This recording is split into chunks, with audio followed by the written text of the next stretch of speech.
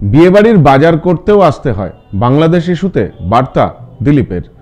ইউনূসের Nobel পুরস্কার ফিরিয়ে নেওয়া উচিত বলে মন্তব্য করলেন বিজেপি সাংসদ অভিজিৎ গাঙ্গুলি।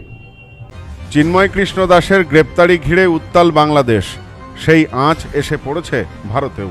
এবার এই বিষয়ে বিস্ফোরক মন্তব্য করলেন বিজেপি সাংসদ অভিজিৎ গাঙ্গুলি। ইউনূসের নোবেল ফিরিয়ে নেওয়া উচিত, মন্তব্য বিজেপি সাংসদ অভিজিৎ গাঙ্গুলির। এটা অত্যন্ত অন্যায় হচ্ছে বাংলাদেশে। বাংলাদেশ সরকার এই নিয়ে বিশেষ কিছু করছে বলে মনে হচ্ছে না, প্রথম। দ্বিতীয় হচ্ছে, এই যে ইউনূস, ইনি নোবেল শান্তি পুরস্কারের জন্য একটা নোবেল শান্তি পুরস্কার পেয়েছিলেন।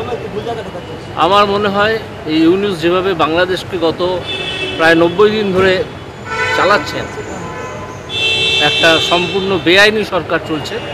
কারণ তাদের প্রধানমন্ত্রী পদত্যাগ করেননি এখনও, সে তিনি যেখানেই থাকুন। অস্থায়ী সরকার মতো তিনি গঠন করেছেন, তার হেড হয়েছেন। তাতে যেভাবে অন্য ধর্মের ওপর, বিশেষত হিন্দু ধর্মের ওপর যে আক্রমণ চলছে, তাতে আমি মনে করি নোবেল কমিটির এই মুহূর্তে তার নোবেল পুরস্কার ফিরিয়ে নেওয়া উচিত।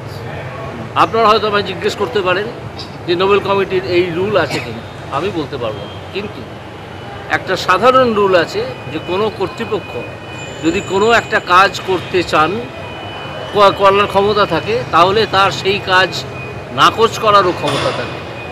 সেই প্রিন্সিপালের ওপর ভিত্তি করে আমি দাবি করছি নোবেল কমিটি এই মুহূর্তে ইউনূসের নোবেল পুরস্কার ফেরত নিয়ে নিক। ইসকনের সন্ন্যাসী তথা চট্টগ্রামের পুণ্ডরিক ধামের প্রধান চিন্ময় কৃষ্ণ দাসের গ্রেপ্তারি এবং তার বিরুদ্ধে দেশদ্রোহ মামলা রুজু করা নিয়ে উত্তাল বাংলাদেশ। তার নিঃশর্ত মুক্তির দাবিতে সেদেশে হিন্দুদের প্রতিবাদ যত বেড়েছে, ততই চরমে উঠেছে পুলিশ ও সেনার দমনপীড়ন। প্রতিবাদী মাত্রই আটক হচ্ছেন। বিশেষত টার্গেট হয়ে দাঁড়িয়েছে ধর্মস্থানগুলি। চিন্ময় প্রভুর পর সেদেশে একে একে ইসকনের 3 ভক্ত গ্রেপ্তার হয়েছেন। সকলে চরম আতঙ্কে দিন কাটাচ্ছেন। বাংলার মুখ্যমন্ত্রী জানিয়েছেন, এই ইস্যুতে কেন্দ্রের পাশেই রয়েছে রাজ্য সরকার। বিরোধী দলনেতা শুভেন্দু অধিকারী কড়া বার্তা দিয়েছেন। এবার সুর চড়িয়েছেন দিলীপ ঘোষ। শনিবার দলীয় কর্মসূচিতে হাবড়া ও গাইঘাটায় আসেন দিলীপ ঘোষ। তিনি বলেন, আমরা যদি চাল ডাল পাঠানো বন্ধ করে দিই, তাহলে তো খেতে পাবে না।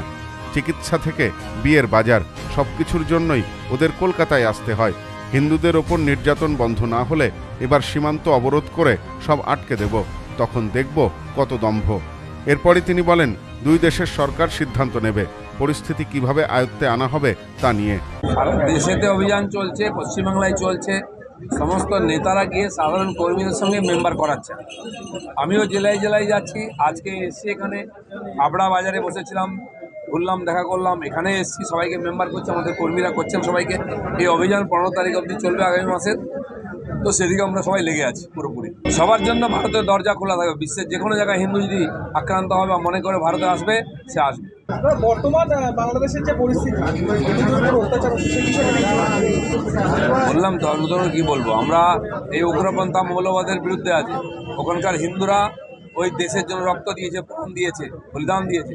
তাদের পুরো অধিকার আছে বাকিদের মতো ওখানে সম্মানের সঙ্গে থাকা। আমাদের বিরোধী নেতা রাস্তায় নেমেছেন, বিজেপি পুরোপুরি নামছে। সারা দেশে, বিশ্বের মধ্যে তার প্রতিবাদ হচ্ছে এবং হওয়ার দরকার। আমরা তো এখানে আক্রমণ করতে পারি না। আমাদের দেশের সীমায় আমরা মেসেজ দেবো, যেটা চলবে না। কারণ ভারতবর্ষের উপরে বা পশ্চিমবঙ্গের উপরেও বাংলাদেশের বহু অংশে পড়াশোনা করতে আসা, ট্রিটমেন্ট করতে আসা। এখানকার যত বড় নার্সিং হোম কলকাতার আশপাশে, সব বাংলাদেশের লোকেরা এসে ট্রিটমেন্ট করান, কারণ ওখানে চিকিৎসাও নেই। এখান থেকে চাল ডাল না গেলে খেতে পাবে না, কাপড় চোপড় না গেলে পরতে পারবে না। সমস্ত রকম সুবিধা আমরা দিয়ে আসছি। কলকারখানা, কাজকর্ম আমাদের লোকেরাই করছে। বাজার করেন এখানে বিয়ে বাড়ি হলে।